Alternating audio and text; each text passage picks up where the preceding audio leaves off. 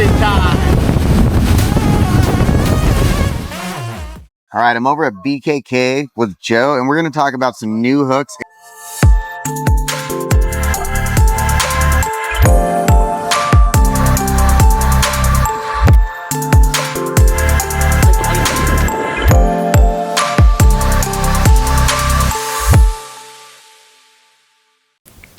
Hey guys, welcome back to another epic catch. We're gonna do this one a little bit different.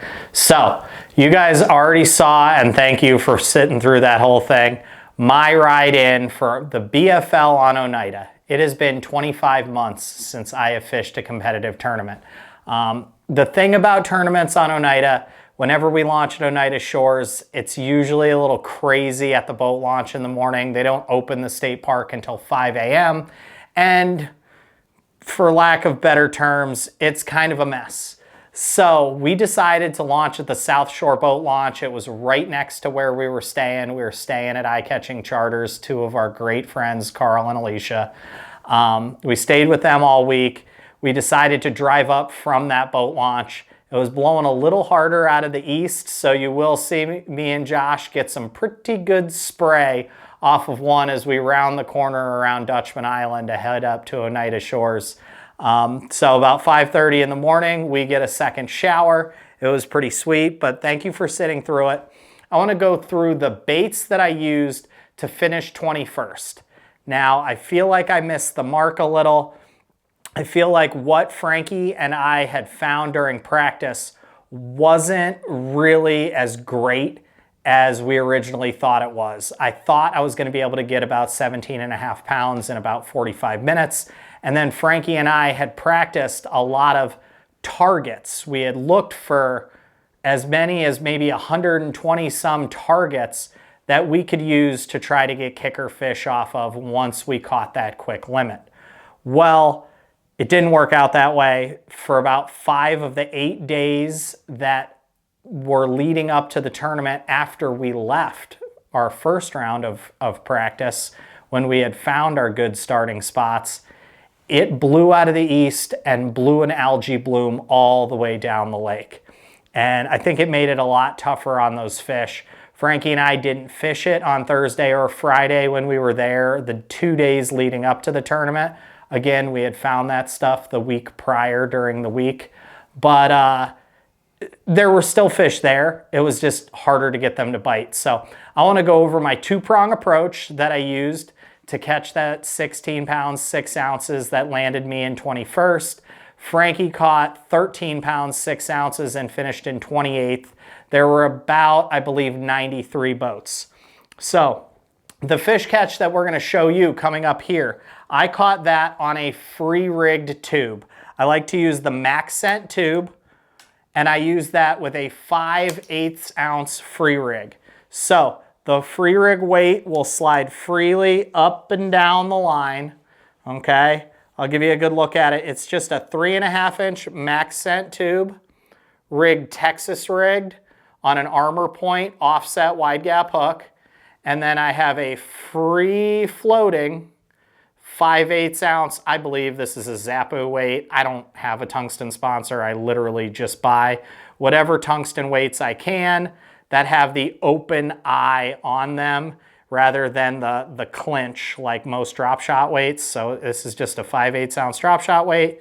It slides freely up and down this 3.5 inch Max Scent tube. So I fished that on 16 pound Mastiff fluorocarbon to 20 pound braid on my casting rod. This is a 7.3 medium heavy. It's just an old one I have. I kind of like the sensitivity that I get from this rod, so no reason to change. It's nothing special. It's just what I have, and I really feel like all of the sensitivity comes from having a braid to fluorocarbon on your casting rod. You'll notice in this video, I recognize that I'm getting a bite, but these fish were being real finicky. So I kind of drop my hand down and I make sure that I get a straight bit of tension between me and the fish, and I make sure he's moving with it. I don't want him to be chomping it down. I want him to have that thing all the way down his goozle, and I want him to be kind of moving away from where he ate it so that he can continue to get that thing down deep. And as soon as I feel that fish moving away, that's when I lean into him, and then it's just grinding reel handle straight back to the boat. You'll notice it's a really, really fast fish catch. All right. The other prong of my approach that I used in this tournament was the 2.5-inch Juvie Craw from Great Lakes Finesse. Now, I rigged that one on a free rig as well, but it's gonna look a little bit different. So what I did is I took a green pumpkin purple Juvie Craw. I have it on a 2-aught Armor Point EWG, but this is a prototyped ring. It's got a welded ring on that EWG. I'll show you guys some close-ups here in a second. But that welded ring gives the bait a lot of freedom of movement, and it actually keeps me from getting it hung in the rocks quite as easy. When you combine that with a long 3/8 ounce tungsten drop shot weight, that tungsten drop shot weight kind of works as a sled, moves your bait along those zebra mussels and along those rocks really smoothly. And then again, that neutrally buoyant plastic from the Great Lakes Finesse Juvie Craw allows you to have a lot of good action. The way I rigged this thing, Texas rigged on this hook, you'll notice that the whiskers kind of fly up in the air. It puts this bait in kind of a fighting position really, really nicely. So I do love this bait. This caught a lot of them for me the week prior and leading up to the tournament big time. I also caught a few in the tournament as well. I paired that with a Great Lakes Finesse CX Finesse Series rod. This is a 7/8 medium heavy.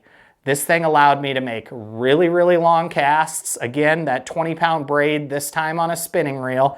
This is a Daiwa 4000 size. So I don't have any Shimano Twin Powers in the 4000 size, but I do still have some Daiwas. So I use that big reel because there is a lot of torque in that MQ frame. This is an MQ frame technology that doesn't flex or bend, and I'm able to really wrench fish on this perfect rod. So this rod really was designed for fishing the Juvie Craw or fishing some medium-sized or finesse-sized jigs. So this rod is really, really a workhorse. It's crazy sensitive. It's got almost a naked construction. It's not painted or anything. So just like the rod before, I'm just trying to maximize sensitivity. I'm looking at those fish on forward-facing sonar, but when my bait hits the bottom, I want to make sure I'm really feeling them, or feeling the bait well, because I want to make sure the fish are moving away, not just kind of chomping at it or short striking it or kind of chewing their cud. I want to make sure they're moving away. So this was my two-pronged approach. I think it was really, really effective. Again, I felt like Frankie and I missed the mark a little, but still missing the mark and finishing in 21st place, that's a lot better than where we left off in 2023. So no bombs. Frank and I, again, 21st and 25th. We fished the same way in the same area. I just happen to get slightly bigger bites. So again, I utilize my electronics a lot. My 360 and my forward-facing sonar and my mapping really helped me hit all of those boulders that I had marked previously on side scans. So the new boat setup is amazing.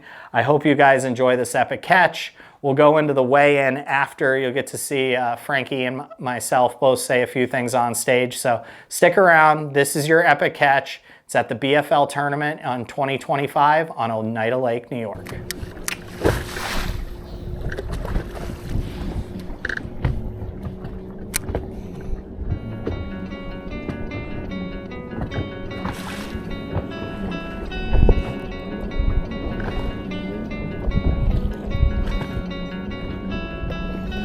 Got him!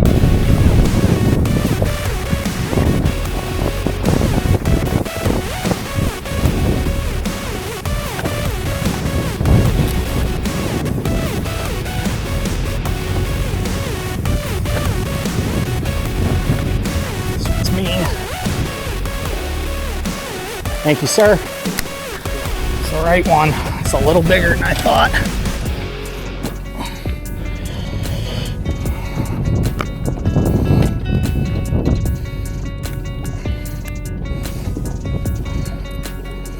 Nice.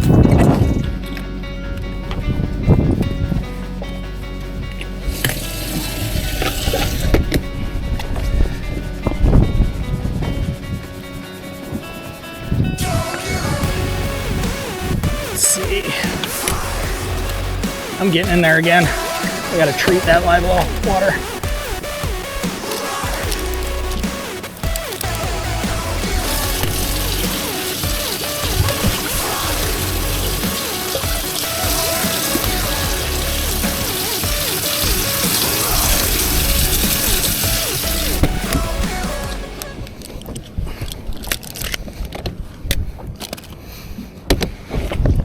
All right, thanks for watching the Epic Catch, guys. Please do stick around.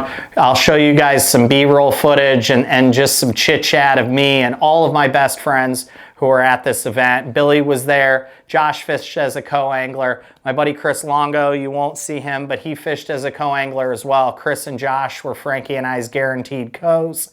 Our co's are how we get into those tournaments. It was really, really crucial that Frankie and I knew that we were guaranteed for the event. We had put some money into some travel and some tackle for this one, so we didn't want to be on the waiting list. So huge shout out to Chris and Josh. Huge shout out again to Alicia and Carl for letting us stay at their house. Eye-catching charters are our favorite folks on the planet, and we're so lucky to be so close with them.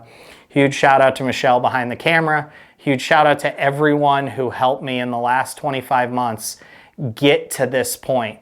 Rigging the boat in the last 6 weeks, getting all the graphs from Lowrance, from FC Marine, getting those Explorers units was not easy. So thank you to everyone that helped. My buddy down at Fishing Pro Tech helped as well. Hunter's the man. He helped me out with a new Garmin setup. Hope I'm not getting him in trouble by saying that. But it was a huge team effort, basically.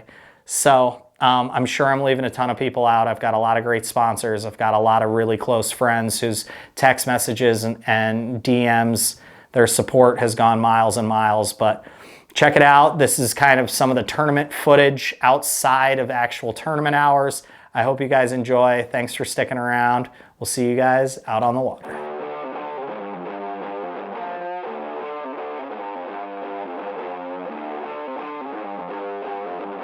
How'd you do? Brutal. Really? Absolutely. I got one for 3. Or I'm not a trained professional like you will. Sweet tap, but you ain't got the abs, son.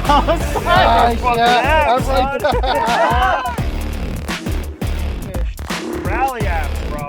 We fish in special waters.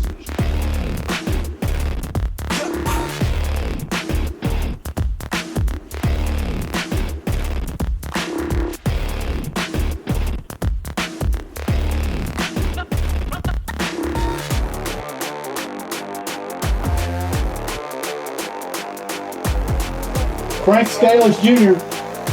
Ohio boaters. Yeah. 5. That's the tournament limit for boaters this year. Yeah, we got one real small one. That's not going to help the case today. That's a 13 pounds, 6 ounce for that bag of bass, Frank. You're in second place currently.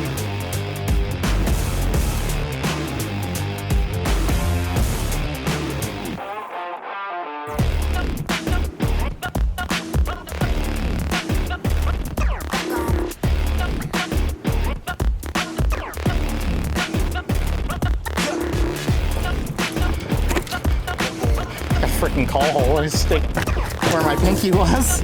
Or not my pinky, my ring finger. That's buzzer rocks, so that's how you keep them alive.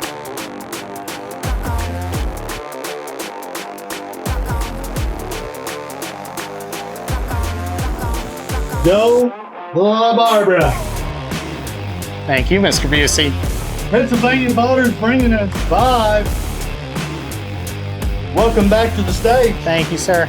16 pounds, 6 ounces. Heck yeah. Sitting in 13th. Lucky 13. Appreciate Lucky it. 13. Thank you. Hey, you don't have one larger than 5'1", do you? No, I don't. Put some water on the